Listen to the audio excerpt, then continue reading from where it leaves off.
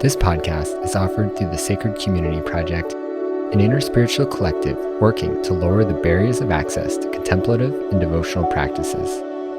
Through the universal teachings of love, service, remembrance, and truth, SCP utilizes modern technology to promote eternal values.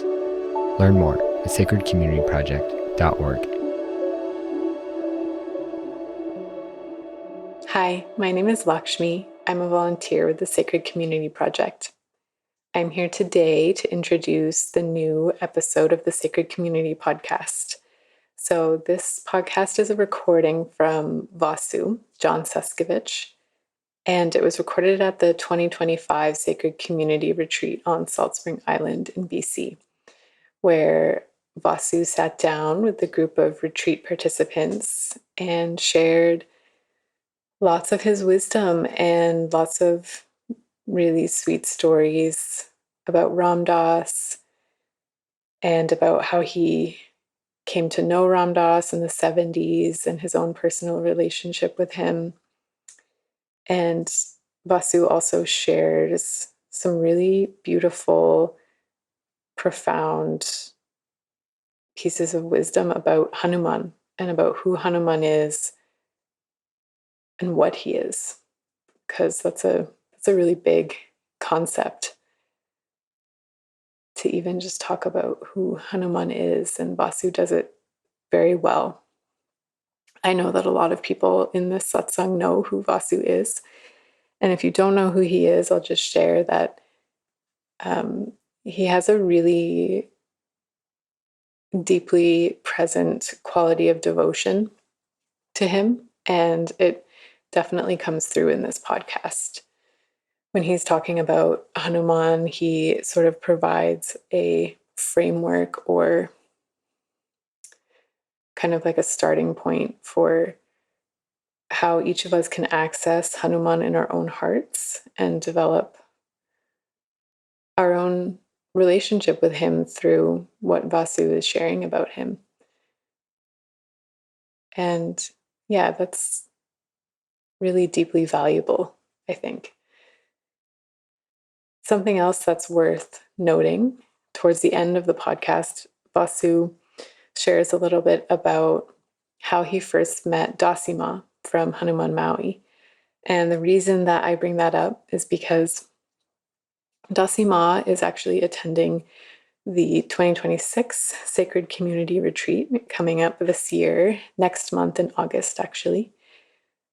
And she's going to join Vasu, and they're going to sit together and do what we're calling a wisdom panel, which is going to be them sharing their wisdom and answering questions. They're both two very esteemed elders in this lineage. And so that's going to be a really beautiful offering at the Sacred Community Retreat this year. And if that's something that you're interested in, you can learn more about the retreat with the links in the description of this podcast. So I hope that you enjoy this beautiful little piece from our dear friend Vasu. And until next time, Ram Ram. Shri Ram Jai Ram Jai Jai Ram. Shri Ram Jai Jai Ram. Shri Ram Jai Ram Jai Jai Ram. Shri Ram Jai Ram Jai Jai Ram. Shri Ram Jai Ram Jai Jai Ram. Shri Ram Jai Ram Jai Jai Ram. Shri Ram Jai Ram Jai Jai Ram. Shri Ram Jai Ram Jai Jai Ram. Shri Ram Jai Ram Jai Jai Ram. Shri Ram Jai Ram Jai Jai Ram. Shri Ram Jai Ram Jai Jai Ram. Shri Ram Jai Ram Jai Jai Ram. Shri Ram Jai Ram Jai Jai Ram. Shri Ram Jai Ram Jai Jai Ram. Shri Ram Jai Ram Jai Jai Ram. Shri Ram Jai Ram Jai Jai Ram. Shri Ram Jai Ram Jai Jai Ram, Shri Ram Jai Ram Jai Jai Ram, Shri Ram Jai Ram Jai Jai Ram, Shri Ram Jai Ram Jai Jai Ram, Shri Ram Jai Ram Jai Jai Ram, Shri Ram Jai Ram Jai Jai Ram, Shri Ram Jai Ram Jai Jai Ram, Shri Ram Jai Ram Jai Jai. Last time. Shri Ram Jai Ram Jai Jai Ram, Shri Ram Jai Ram Jai Jai Ram, Shri Ram Jai Ram Jai Jai Ram, Shri Ram Jai Ram Jai Jai Ram, Shri Ram Jai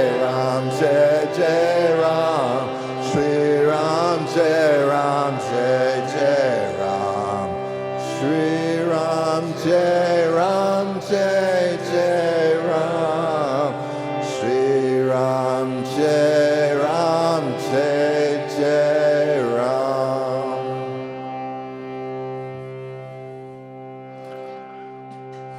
Hanuman's Ode to Joy.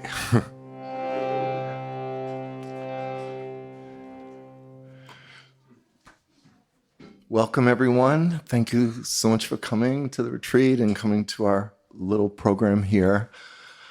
My name's Vasu. Ram Dass gave me that name through a letter. So he also explained what it meant. And in it he said, Vasu is that part of Krishna who gives of himself to others. And then he wrote, his being is the true wealth.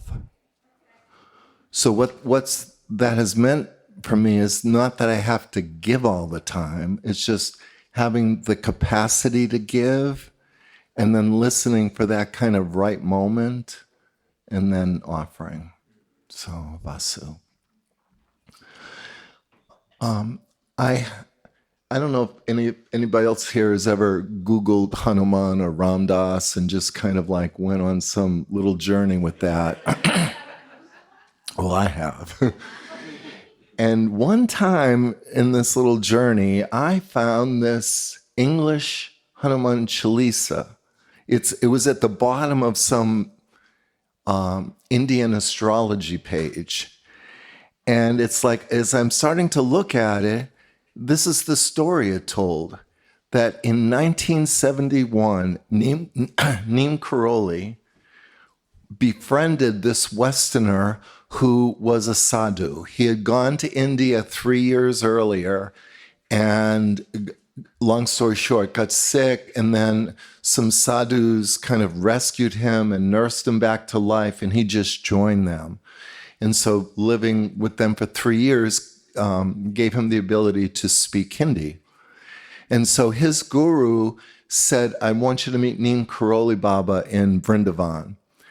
And he did, and just within guru protocol, the idea that your guru says it's okay to meet another guru, then it's cool. So he met Neem Karoli, and they were both sadhus and spoke English, and there was many Westerners around at the time who didn't speak Hindi, so they were able to have a special connection. And his guru had given him the name Sadhu Ram Dass, only R-A-M-D-A-S, kind of one word. But they called him Sadhu Ram Dass to differentiate him from Baba Ram Dass. So it's a different person. And Maharaji, one day they were talking, and there was, the Westerners were sitting over to the side, and Baba said, make a translation of the Hanuman Chalisa into English to help the Westerners. So, inspired by Tulsi Das, inspired by Maharaji, went home. He'd never really translated anything before, he said, except a couple letters for people. But he translated, and he kept in his mind, in his heart, Hanuman. So he made it very devotional.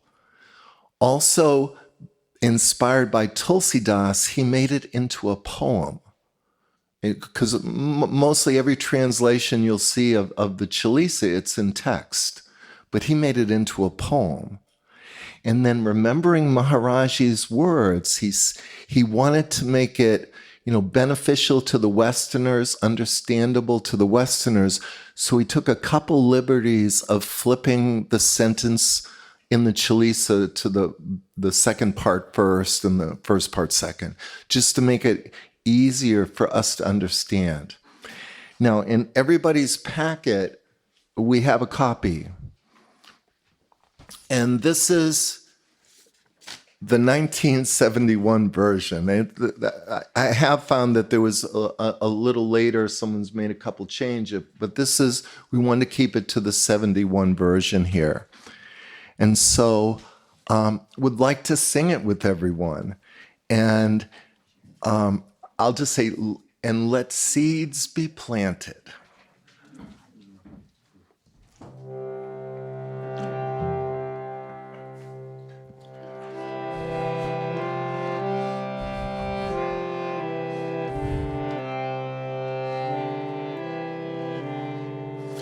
Everybody got out your words?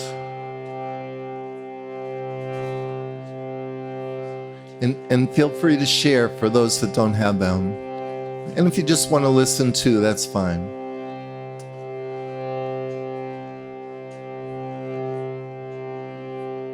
I'll do it kind of slow. With the pollen of the Guru's lotus feet, I cleanse the mirror of my heart and sing the pure virtues of Lord Raghuvir, the bestower of life's four fruits. Knowing this body to be lacking in wisdom, I meditate on the wind God's Son. Give me strength, wisdom, intelligence. Remove my faults and afflictions. Hail Hanuman, ocean of wisdom and virtue, awakener of the three worlds, monkey lord, hail to you. Unmatched in power, messenger of Ram, Anjani's offspring, the wind God's Son. Valiant Mahavir, body like lightning, dispeller of ignorance, inspires good thinking. Golden colored body, clothing so fair, with rings in your ears and very curly hair. Lightning bolt in one hand, banner in the other. Sacred grass thread worn across your shoulder. Avatar of Shiva, Kesari's delighter. Your radiant glory is adored the world over. Storehouse of knowledge, virtuous and clever, absorbed in Ram's work, tiring never. Ever immersed in the stories of Sri Ram, you're present in the heart of Sitaram, Lakshman. Donning a minute form, you appear to Sita. Then in giant form, you burn down Lanka, mightily destroying demons, everyone. Ever fulfilling the work of Lord Ram, bringing sacred herb to revive Lakshman. You received a joyous embrace from mighty Sri Ram. Raghupati lovingly extolled your merit, saying, you're as dear to me as brother Bharat. It would take 1,000 mouths to sing your praises, saying so Lord Ram held you in his embrace.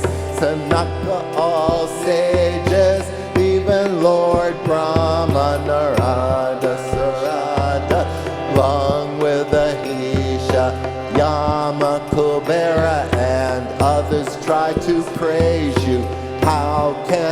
poet ever hoped to describe you. Doing for so grieve a very great thing. You brought Ram to him who made him a king. Vibhishana, listen closely to your word. Became Lord of Lanka, known throughout the world. Traveling many miles, you went to the sun, thinking it a fruit to eat when you were young. Holding in your mouth Lord Ram's precious ring, you sailed across the sea, which is not at all surprising. Difficult work wherever it may be, by your kind blessings is done so easily. At the door of Ram you are the guardsman. No one can enter without your permission. All joy is gained by those in your shelter. What is there to fear when you are protector? Such is your power, only you can handle. Hearing your roar, the three worlds tremble.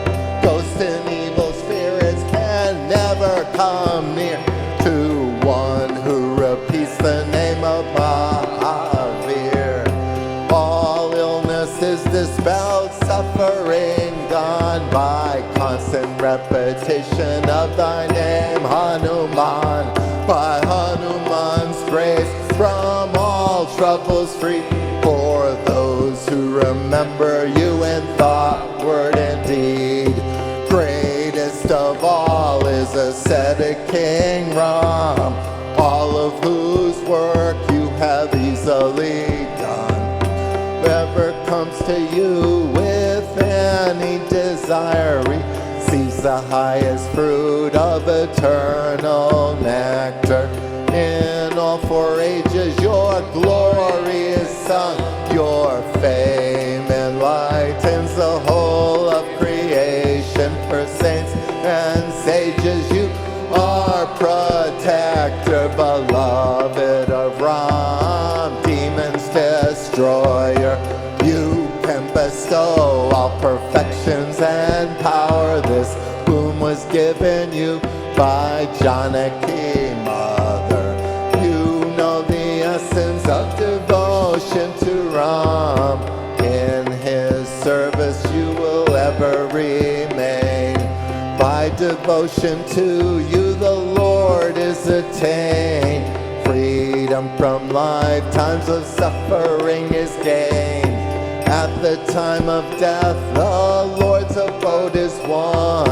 Any rebirth will be a pure devotion. Remembering any other deity is needless. Devotion to Hanuman brings all joy and bliss. Sufferings are dispelled, rebirth cycles cut. For those who remember Almighty Hanuman, Lord of my senses, Hanuman, hail to you. Bestow thy grace as does the Guru. For those who sing this 100 times, all bonds are broken, the highest joy they find. For those who read the Hanuman Chalisa, perfection is attained. The witness is Shiva. Tulsidas, eternal servant of the Lord, praise. Please make my heart, O Lord, into thy abode. Son of the wind, God, dispeller of distress, most auspicious in form, with Sitaram and Lakshmi. Please make my heart into your home. Hail the refuge of the feet of Sitaram. Shri Shri Shri Babanim Krole Sant Maharaj Ki Jai.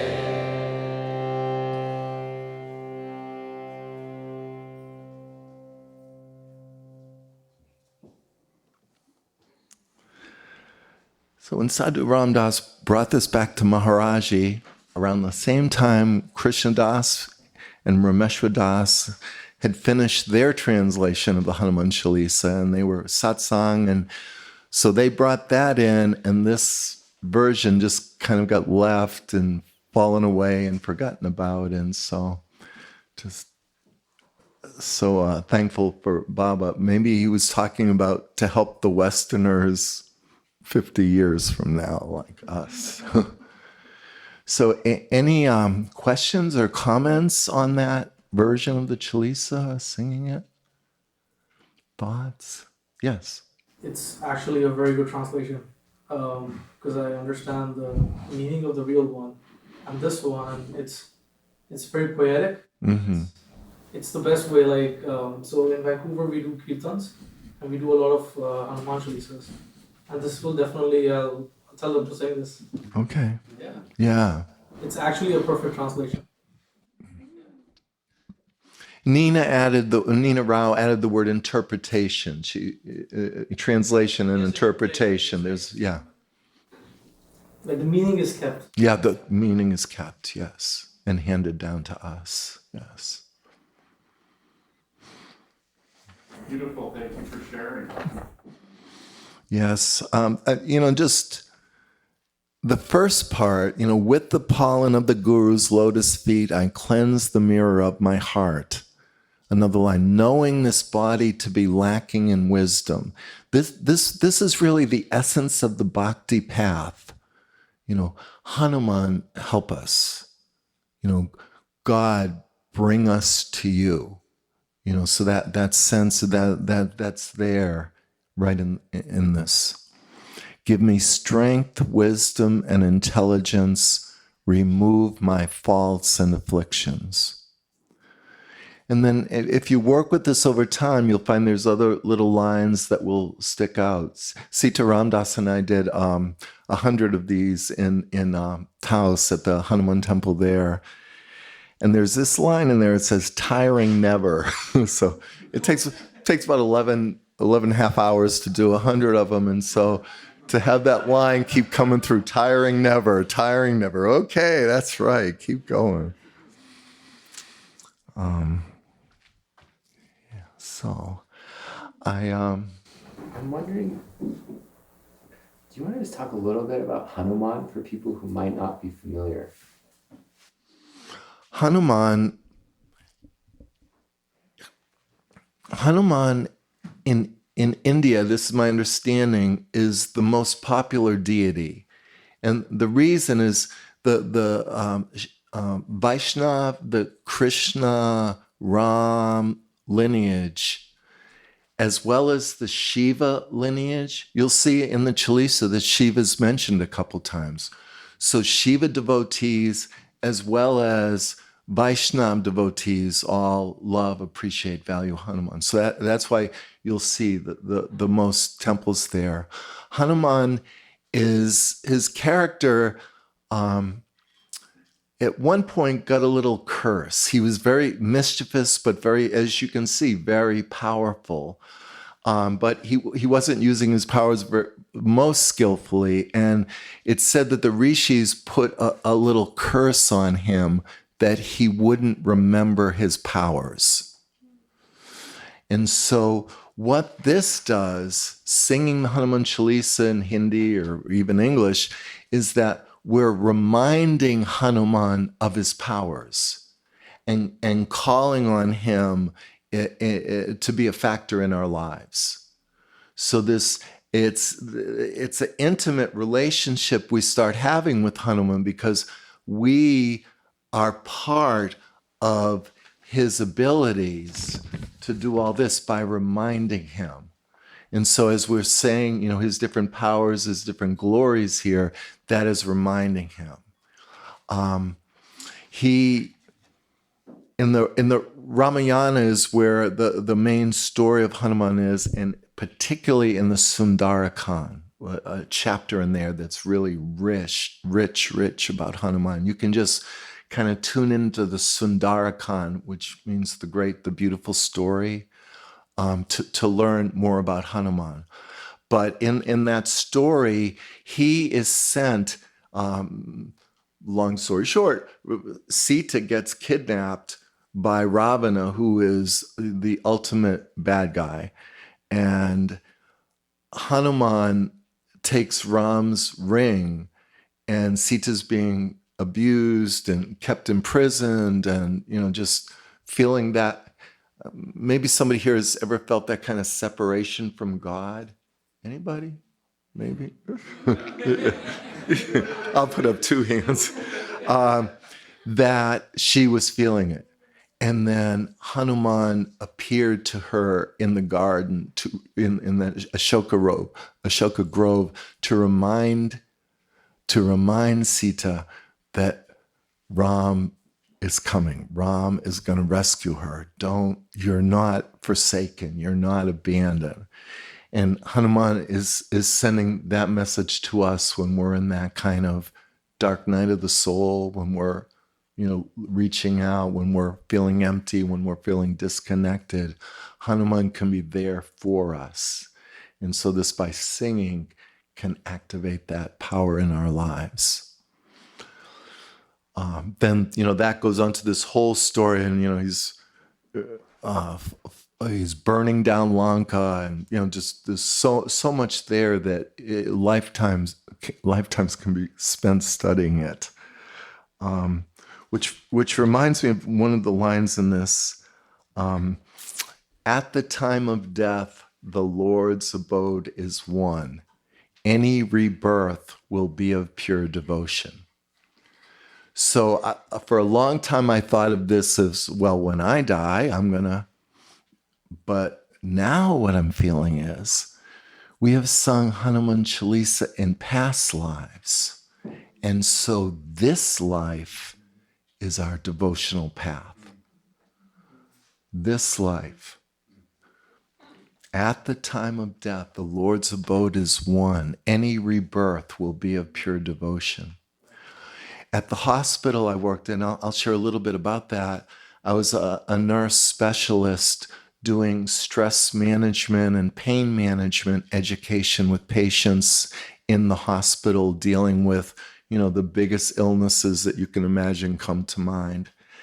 And the chaplains would, if there was a person of the Hindu faith dying, would ask me to come in and sing the Chalisa at the bedside. And it'd be a little funny, the family would be all there getting their phones out, and I'd be singing there a cappella, just with the words. And it was just beautiful moments there. And the person could be unconscious, and you could just, feel it with the family too. Yeah. So Ram Dass and I got connected originally through the book Be Here Now. The part that really got me was, I'm thinking most people are familiar with that story of how Ram Dass met his guru, and then his guru said to him, you were out under the stars last night. And Ram Dass hadn't told anybody that. And he said, you were thinking about your mother. And he hadn't told anybody that.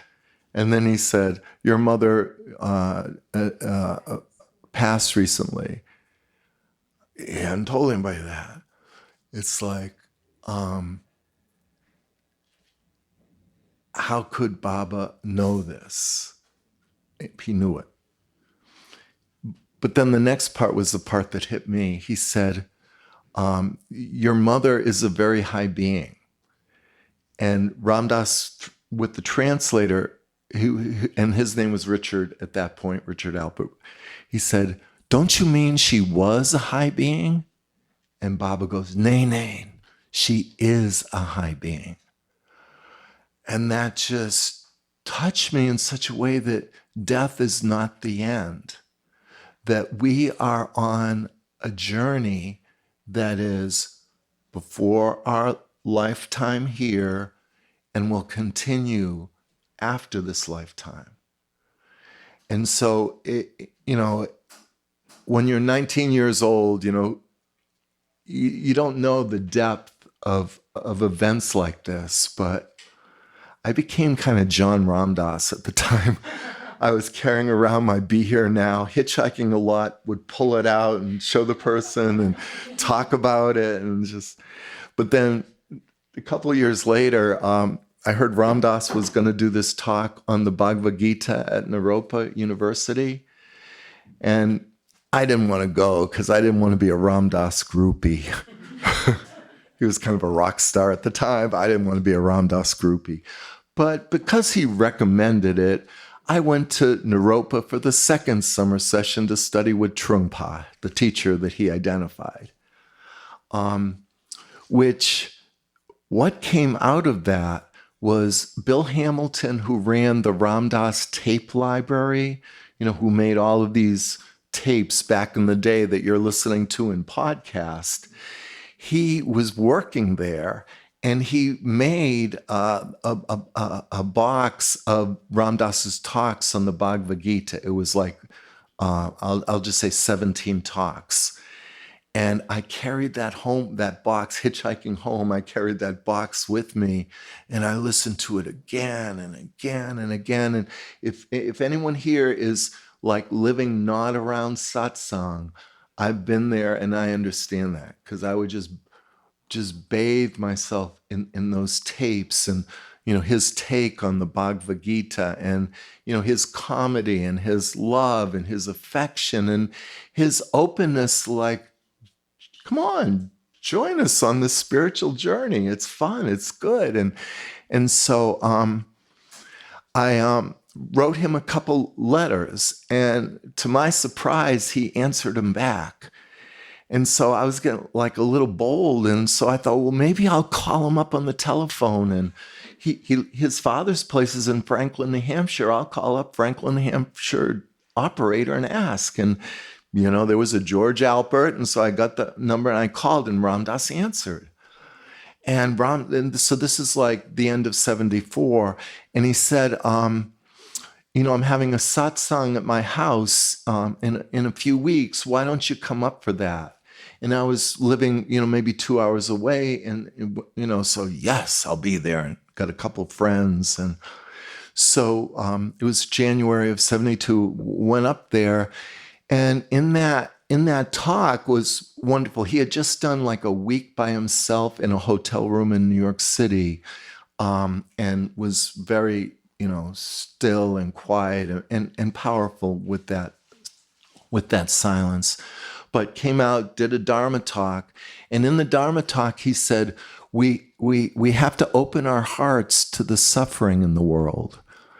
And then he changed the subject and moved on, but that kind of stuck, and I was thinking about it, and he called it, Ask Dr. Das, his question and answer session. And so I kind of got the courage and raised my hand, and I said, Ram Dass, how do we open our hearts to the suffering in the world? And it looked like he was starting to talk, but then he shut his eyes and started meditating. And, of course, my heart was first, but then it was starting to. And then he said, your heart is already open. I don't remember what else he said, but for Ram Dass to tell me my heart was already open meant I was okay. And that was such a profound lesson to receive. I'm okay.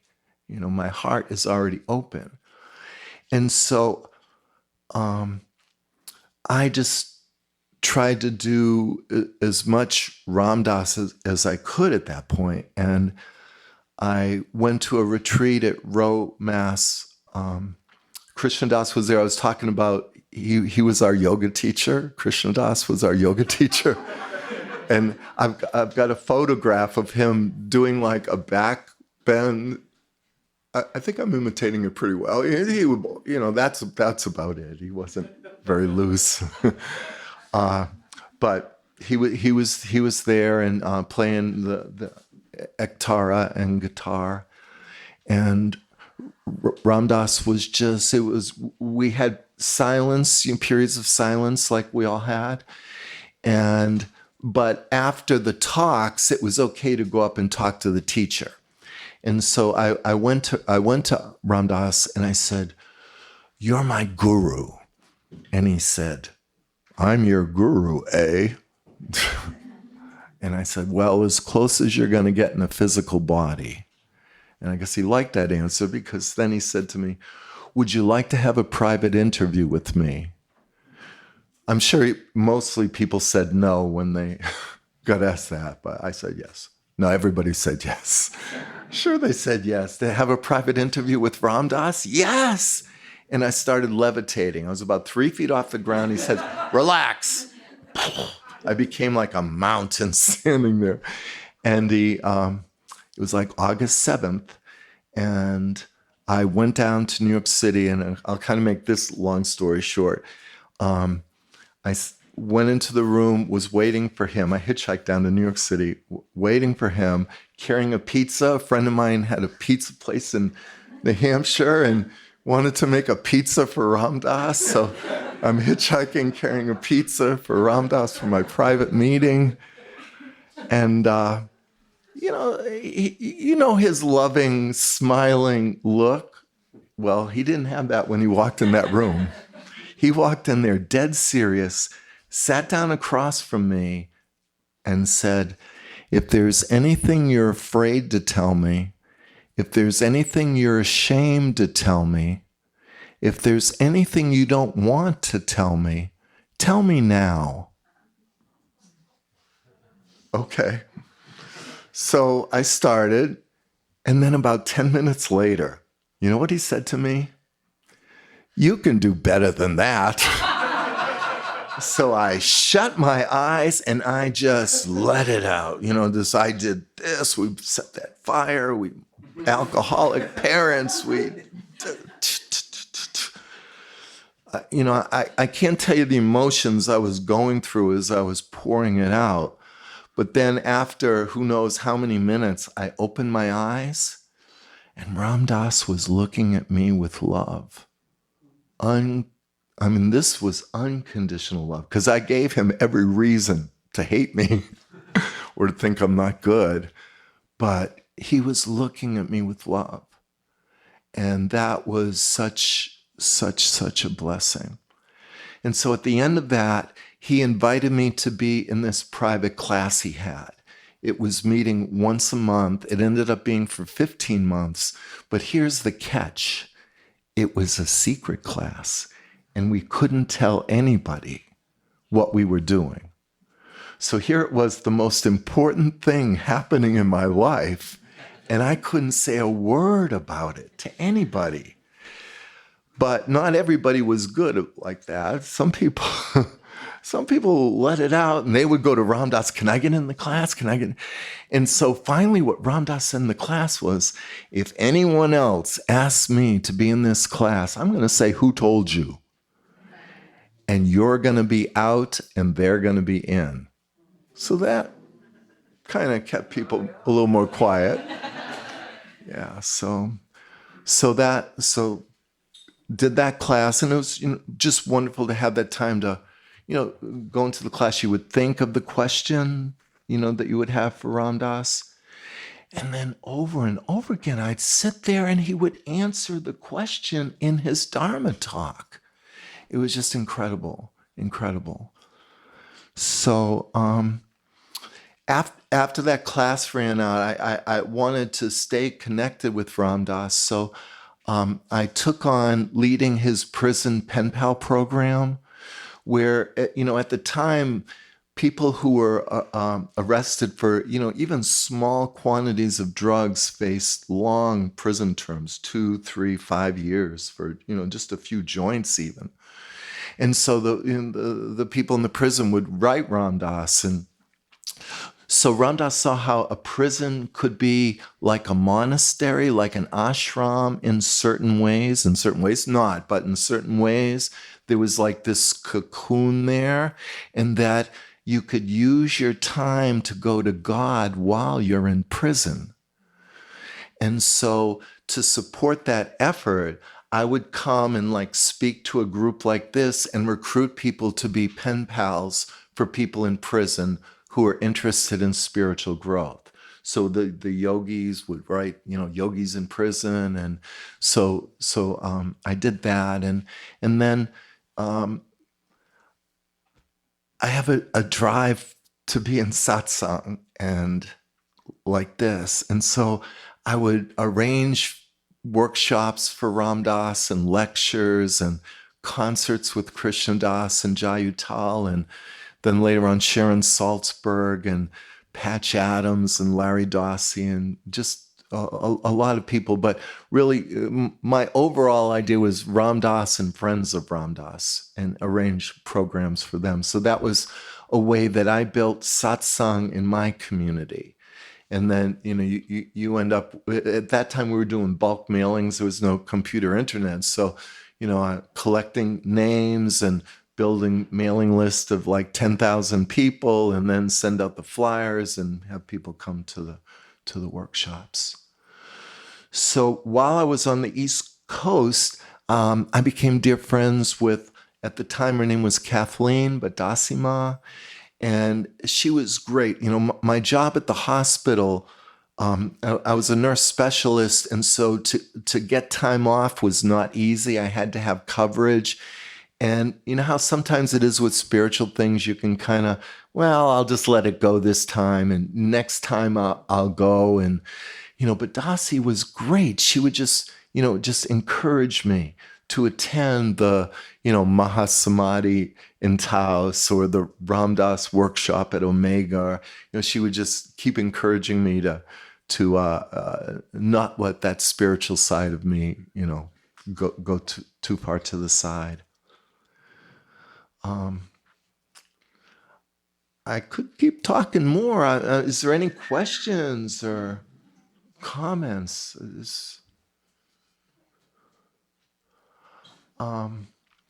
After Ram Dass moved to Maui, the first message we all got was "Be here now," and that was like really Ram Dass's message drilled in. But if I could share my experience with Be Here Now, sometimes with Be Here Now, I could be like angry and stubborn, and I'm here now, and I'm right, and this is here now, and this is... But Ram Dass had this miracle happen where he shifted a focus to loving awareness. Loving awareness. Okay, so here I am, righteously right or angry, but where's the loving awareness? I've got to work on myself, which isn't that Ram Dass's biggest teaching. The only work we have to do is on ourselves. And when we do that work, it is in Vasu, we create an environment that if help is needed, we can provide it. We have that because we've done that inner work. So someone used the word ego a little while ago, and I've been involved in mental health, therapy, crisis counseling, but I couldn't tell you what ego was, because you listen to people talk about ego, and, two different people, you're going to get these whole different ideas, and three people, whole different ideas. And sometimes people will use the word ego in a paragraph, and it has different meanings with each of the egos. So, it was just this kind of like long time confusion. But Ram Dass gave this talk, and it was wild. He would do these talks over the internet, and I'm thinking there should be 600 people listening to this talk, and there'd be 60, 50. It was wild. And so one day he said, the ego is rarely content. Bingo. I have been doing contentment meditation for 3 years, which is basically you sit and you're content. Leg hurts, you're content. Mind is racing, you're content. So I built that muscle of contentment doing that practice. So when Ram Dass said the ego is rarely content, bingo, when I'm not content, the ego can be there. He said it so beautifully because it's not the ego is there. The ego is rarely content. So, I think about Rosa Parks when she's on the bus sitting and they're coming up and they're taking her out of her seat on the bus because she's the wrong color for that seat. She might not have felt contentment in that moment, and that was okay. So I don't want to make this ego is, so just the ego is rarely content. So that has really helped me to actualize. There's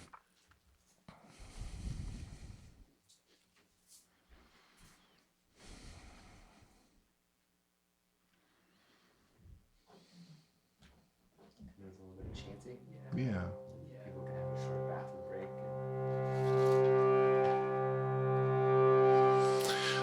break. Krishan Das was once asked, "What's Maharaji's favorite chant?" What comes to mind? I was thinking, it must be Sri Ram.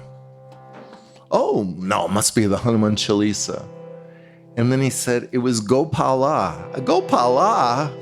He goes, Maharaji would hear the Westerners sing Gopala, and he was rolling around and laughing and happy. And so, Gopala, Gopala, Devaki Nandana Gopala, Gopala, Gopala, Devaki Nandana Gopala, Devaki Nandana Gopala, Devaki Nandana Gopala, Devaki Nandana Gopala, Devaki Nandana Gopala, Devaki Nandana Gopala, Devaki Nandana Gopala, Devaki Nandana Gopala, Devaki Nandana Gopala,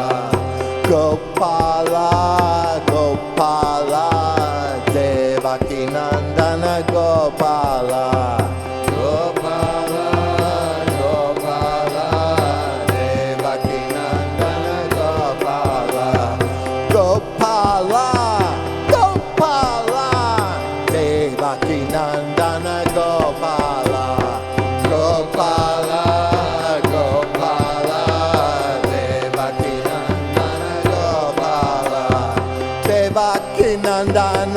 Gopala, Devaki Nandana Gopala, Devaki Nandana Gopala, Devaki Nandana Gopala, Devaki Nandana Gopala, Devaki Nandana Gopala, Devaki Nandana Gopala, Devaki Nandana Gopala, Devaki Nandana Gopala, Gopala, Gopala, Devaki Nandana Gopala, Gopala, Gopala, Devaki Nandana Gopala, Gopala, Gopala, Devaki Nandana Gopala, Gopala, Gopala, Devaki Nandana Gopala,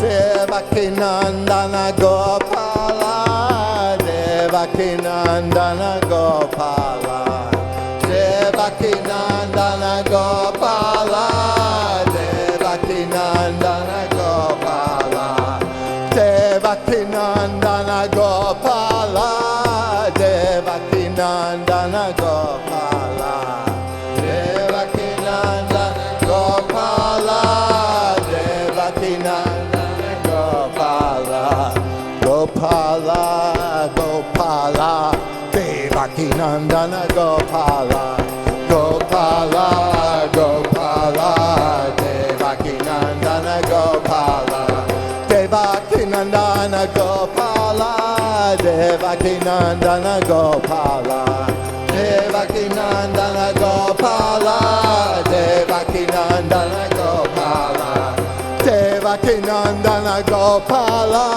Devaki Nandana Gopala, Devaki Nandana Gopala, Devaki Nandana Gopala, Gopala, Gopala, Devaki Nandana Gopala, Gopala, Gopala, Devaki Nandana Gopala, Gopala, Gopala, Devaki Nandana Gopala, Gopala, Gopala, Devaki Nandana Gopala, Devaki Nandana Gopala, Devaki Nandana Gopala, Devaki Nandana Gopala, Devaki Nandana Gopala, Devaki Nandana Gopala, Devaki Nandana Gopala, Devaki Nandana Gopala,